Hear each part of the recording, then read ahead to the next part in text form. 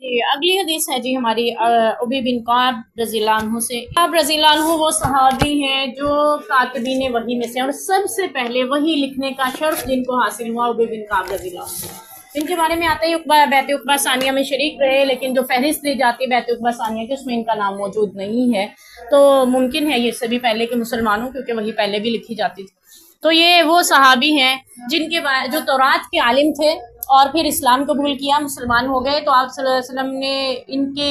لب و لہجے اور قرات کے حسن کو اس قدر پسند فرمایا۔ ان کے بارے میں آتا ہے کہ آپ نے فرمایا تھا ان کو اللہ نے لحن داودی عطا فرمایا، کچھ ایسے الفاظ تھے جیسے حضرت داؤد علیہ السلام کی زبان لہجہ بہت خوبصورت تھا، تو تلاوت کرتے تھے جب وہ اللہ کی حمد کے ساتھ پڑھتے تھے، تو ابی بن کعب کا بھی لب و لہجہ اتنا خوبصورت تھا۔ ان کے بارے میں یہ بھی آتا ہے کہ حضرت عائشہ رضی اللہ عنہا گھر سے باہر نکلی ہیں قضاء حاجت کے لیے، واپس آئی تو دیر کر دی، حضرت آپ صلی اللہ علیہ وسلم نے دریافت کی اتنی دیر کہاں رہ گئی؟ فرمانے لگی میں آ رہی تھی تو فلاں صحابی کے گھر کے باہر قرآن کی تلاوت کی آواز آ رہی تھی، اس نے میرے قدم روک لی، میں اس کی تلاوت سننے کے لیے کھڑی ہوئی، اتنی خوبصورت آواز سے تلاوت کر رہے تھے۔ اللہ کرے اللہ ہمیں بھی یہ شوق نصیب کرے، ہم بھی کبھی تلاوت سننے کے لیے کبھی رکیں کہیں پہ، ہم اور چیزوں کے لیے رکتے ہیں، اللہ ہماری ترجیحات کو بدل دے، اپنے دین کی طرف پھیر دے۔ تو آپ نے فرمایا کہ ہاں اللہ نے اس کو لحن داودی عطا فرمایا، کچھ ایسے الفاظ۔ تو ابی بن کعب رضی اللہ عنہ وہ صحابی ہیں جو جلیل القدر صحابہ اکرام میں شمار ہوتے ہیں، اور ان کے بارے میں آتا ہے جنگ احد میں ان کی رگ کٹ گئی تھی، یعنی کوئی تیر آ کے لگا ان کے بازو پہ جس سے ان کی رگ کٹ گئی، اور آپ نے طبیب کو بھیجا، اس نے علاج کر کے وہ رگ ہی کاٹ کر نکال دی کہ زہر نہ پھیل جائے۔ تو پھر آپ صلی اللہ علیہ وسلم نے اپنے لعاب دہن کو ان پہ لگایا، ان کے زخم پہ، تو اللہ تعالیٰ نے ان کو شفا عطا فرما دی تھی۔ تو یہ بھی آتا ہے بعض روایات میں ان کے بارے میں کہ آپ نے فرمایا تھا قرآن سیکھنا ہے تو ابی بن کعب سے سیکھو، یعنی اس کی قرات، اس کی تلاوت۔ قرآن دو طرح سیکھا جاتا ہے نا، ایک تفسیر ترجمہ وغیرہ اس کے مفہوم کو سمجھنا، اور دوسرا اس کی قرات کو سیکھنا، ٹھیک ہے۔ قرآن کو سمجھنا آسان ہے، مشکل نہیں ہے، لیکن اس کی تجوید سیکھنا مشکل ہے، یہ ثقیل ہوتا ہے انسان، ٹھیک ہے۔ قرآن سمجھنے میں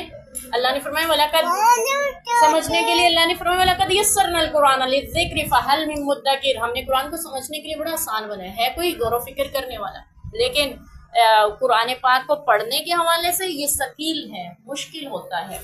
تو ابی بن کعب رضی اللہ عنہ وہ ہیں جنہوں نے بہت سی خدمات انجام دی ہیں، ان کی فضیلتیں بہت زیادہ ہیں۔ یہاں پہ یہ حدیث جو بیان کر رہے ہیں یہ حضرت موسیٰ اور خضر کی ملاقات، جس کو ہم تفسیر میں بڑے اچھے انداز سے پڑھ چکے ہیں، یہاں پہ ذکر کرنے کا اصل مقصد یہ ہے باب العلم میں کہ جب استاد کی اطاعت کی جائے جو وہ کہے جائز کام میں، جیسا کہ حضرت خضر علیہ السلام نے موسیٰ علیہ السلام سے کہا تھا کہ تم مجھ سے کوئی سوال نہیں کرو گے جب تک میں خود نہ ذکر کر دوں۔ پہلے انہوں نے کشتی کے تختے کھیڑے، پھر انہوں نے لڑکے کو قتل کیا، پھر انہوں نے کسی کی گرتی دیوار کو سیدھا کیا، حضرت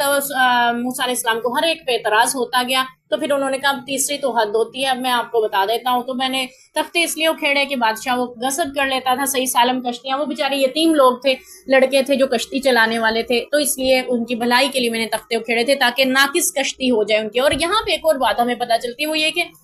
اعتراض کرنے والے کشتی میں اور لوگ بھی تو تھے، اکیلے موسیٰ نے اعتراض کیا، کشتی والوں نے بھی نہیں کیا۔ دوسرا یہ پتہ چل رہا ہے کہ جب لڑکے کھیل رہے تھے اور لڑکوں میں سے ایک کو قتل کر دیا تو باقی لڑکوں نے شور نہیں مچایا،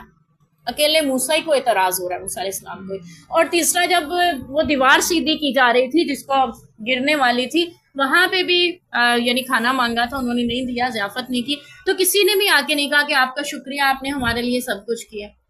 وہاں پہ بھی اکیلے موسیٰ علیہ السلام کو اعتراض ہو رہا ہے کیوں آپ ان کی دیواریں بناتے پھر رہے ہیں، انہوں نے ہمیں کھانا نہیں پوچھا، ٹھیک ہے۔ تو پھر حضرت موسیٰ علیہ السلام نے تینوں کی تعویل بتائی، اور دوسرا وہ لڑکے جو قتل کیا لڑکے کو، اس کے والدین نیک تھے، اس کو اس لیے مار دیا اللہ کے حکم سے تاکہ اللہ اس کے بدلے ان کو نیک اولاد دے۔ اور وہ جو دیوار سیدھی کی آپ نے فرمایا، خضر علیہ السلام نے فرمایا کہ اس کے نیچے ان یتیم بچوں کے خزانہ دفن تھا، اگر دیوار گر جاتی، وہ بھی چھوٹے ہیں، لوگ ان کا خزانہ لے اڑتے اور وہ بیچارے محروم رہ جاتے، ان کے ماں باپ نیک تھے۔ یہ سبق ہمیں ملتا ہے کہ ماں باپ نیک ہیں تو اللہ ان کی نسلوں کی بھی حفاظت کرتے ہیں، اس کے حلال کی بھی ان کی جو اللہ تعالیٰ حفاظت کرتے ہیں، تو اللہ ہمیں نیک بنائے۔ یہاں پہ تو اللہ تعالیٰ حفاظت کرتے ہیں ان کی اولادوں کی بھی، ان کی نسل، اس لیے جو چاہتا ہے کہ اس کی نسل بگڑنے سے بچ جائے اسے چاہیے وہ نیک رہے، صدقہ خیرات کرے۔ اگر وہ لوگوں پہ خرچ کرنے والا ہے تو اللہ تعالیٰ اولادوں کی بھی حفاظت کریں گے۔ اس پورے قصے کو ہم نے پہلے بھی تفسیر میں بھی پڑھا اور بہت بار سنا بھی ہوا ہے، اس کو یہاں ذکر کرنے کا اصل مقصد یہ ہے کہ استاد سے سوال تب کیے جائیں جب وہ خود آپ کو اجازت دے رہا ہو، ٹھیک ہے، تو کیا اب آپ سوال کر سکتے ہیں۔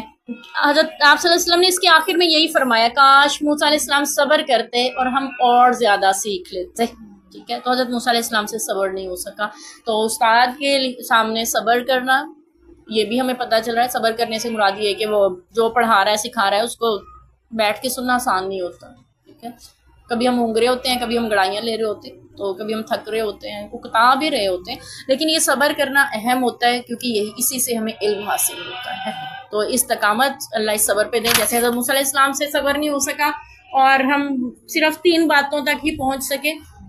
تو اگر وہ آپ صلی اللہ علیہ وسلم نے فرمایا خاموش رہتے، صبر کرتے، تو ممکن تھا کہ وہ ہمیں اور حالات بھی بیان کے۔ اب یہ خضر علیہ السلام کے پاس جو علم تھا وہ کون سا علم تھا؟ اور موسیٰ علیہ السلام کے پاس تو کسی کو قتل کر دینا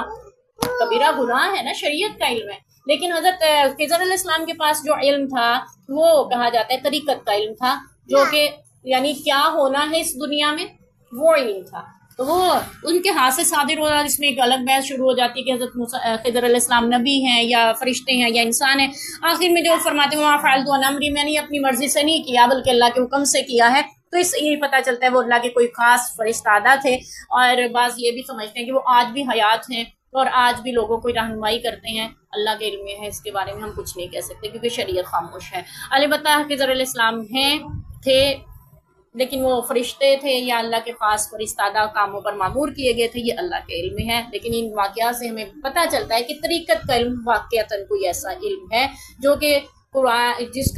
جس کے اوپر انسانوں کو معمور نہیں کیا گیا بلکہ خاص مخلوقات یعنی فرشتے اس پہ مقرر ہیں جو وہ کام کرتے ہیں جو اللہ کے حکم میں ہونا ہوتے ہیں۔ واللہ اعلم۔